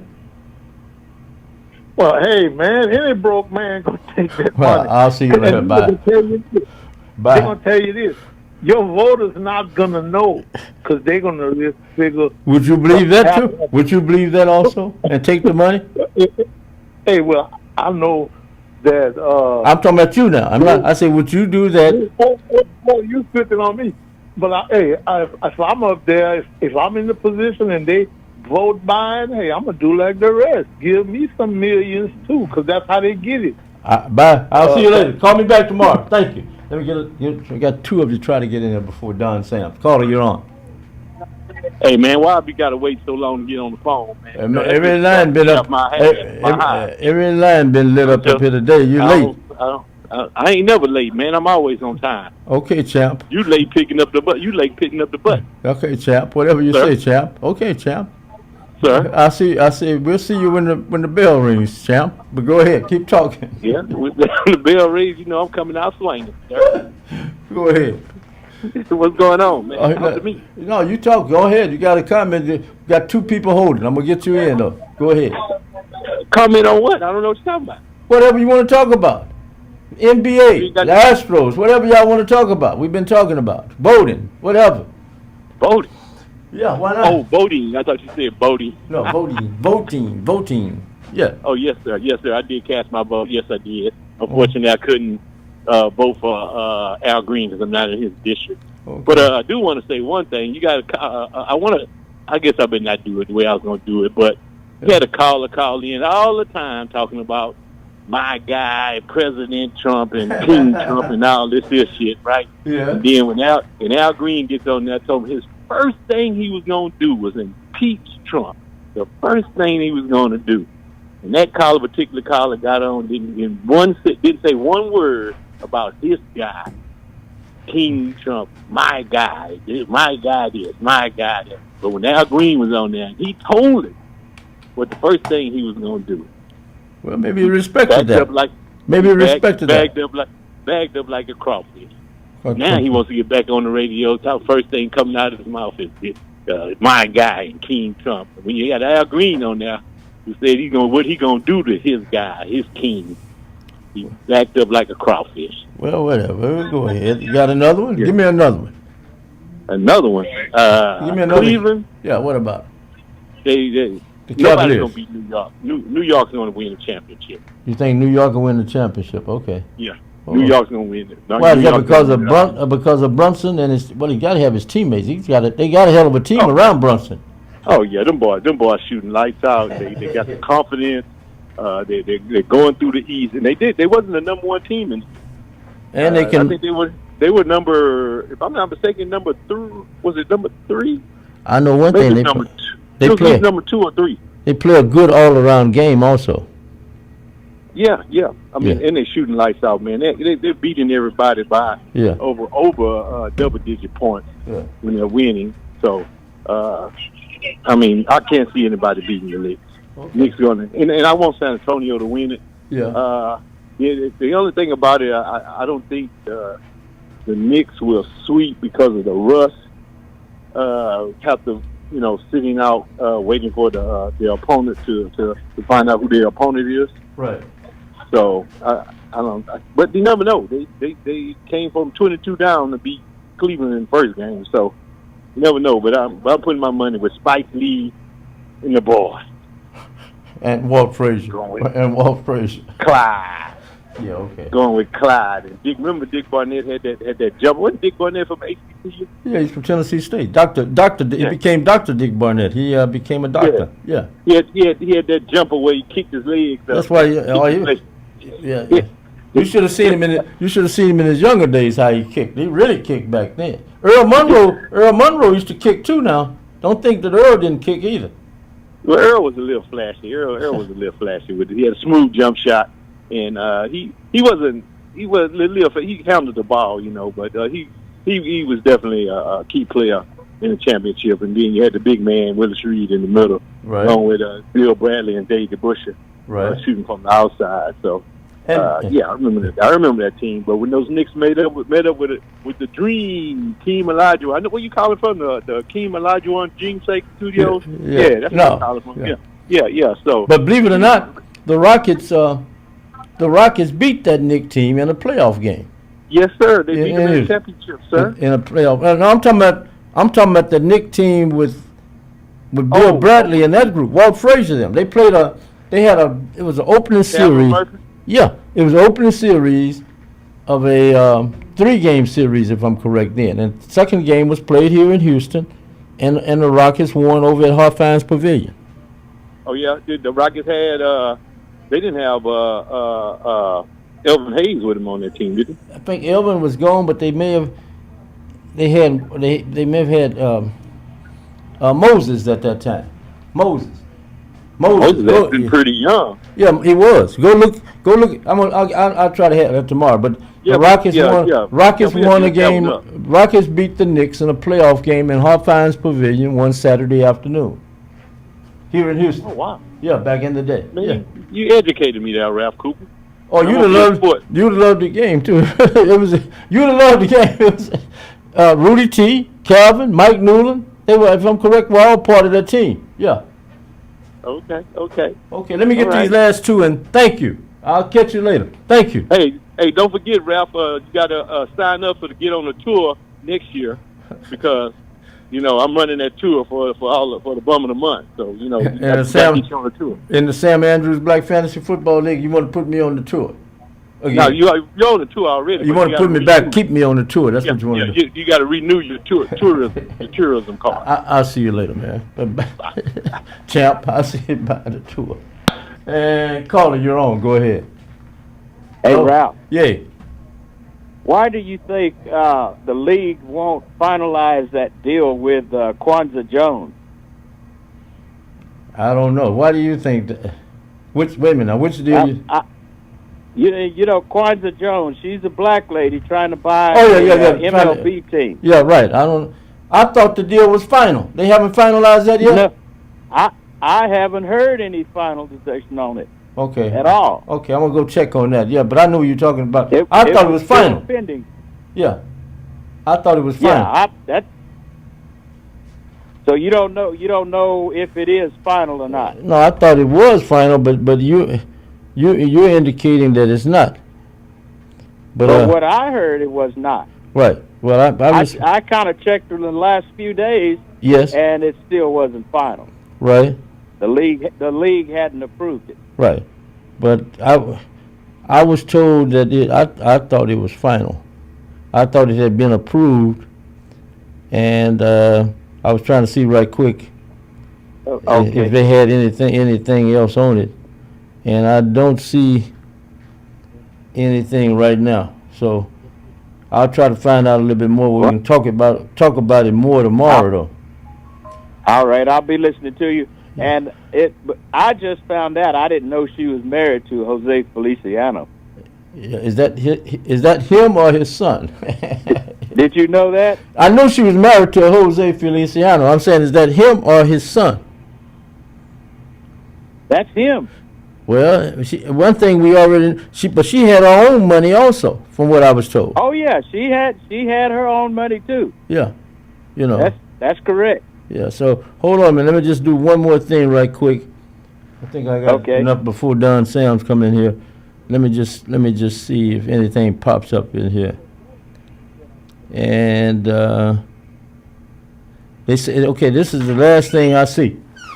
Don, okay, this is the last thing I see. Jose Feliciano, the billionaire, and his wife, Kwanzaa Jones. They're in the process. Right. This is still in the process. This is May. Exactly. They say it's still in the process, and it's a $3.9 billion deal.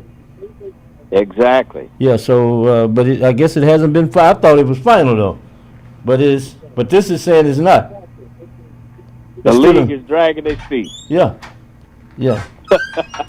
All right, Ralph, I'll let you get the other call in. Okay, thank you. Call me back tomorrow. We can talk about this more, okay? Thank you.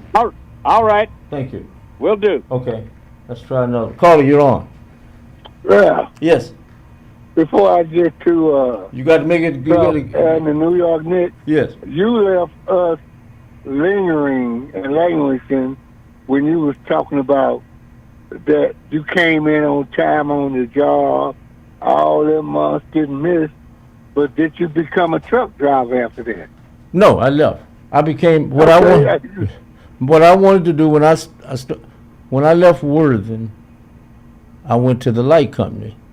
You know, about 18. I had just turned 18, and I got hired as a meter reader. I was one of the first blacks to read meters for the light company. They had a J.C. Bars, Charles Bars, and Edward Joshua. They were the first blacks there. They were reading meters before I got there, and I was like the fourth black to come there. But what fired me up was when you go on these routes to read those meters. Ralph, yeah. You know I got to get to what the Knicks and the deal, so go ahead. Right, that's what I'm okay. That's all right.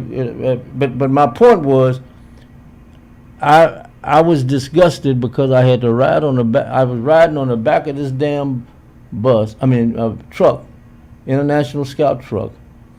These guys like to stop and eat breakfast early in the morning. They would go to various restaurants. The people didn't want to serve me, and I just take something with me to read. I stay in the back of the truck and read while they ate their breakfast. Then we go out on these routes. So I made up my mind when I talked to the other guy, how do you get a truck?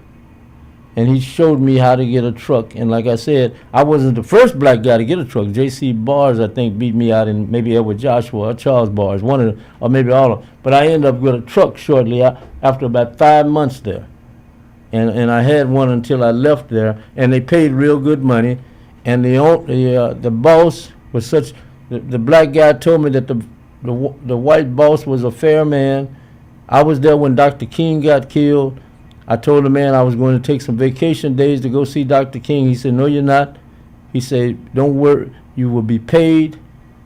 These days will not count against your vacation days.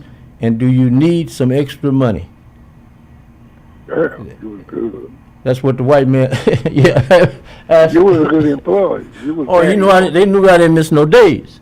I came to work, but my thing was I wasn't going to sit around and sulk about being mistreated. You know, my thing was... Youngsters, listen to Ralph. Just go to the job. Don't worry about whether he's mistreating you or not. Be on time. It's going to work to your advantage. Right, especially if you end up with a fair boss. And a lot of...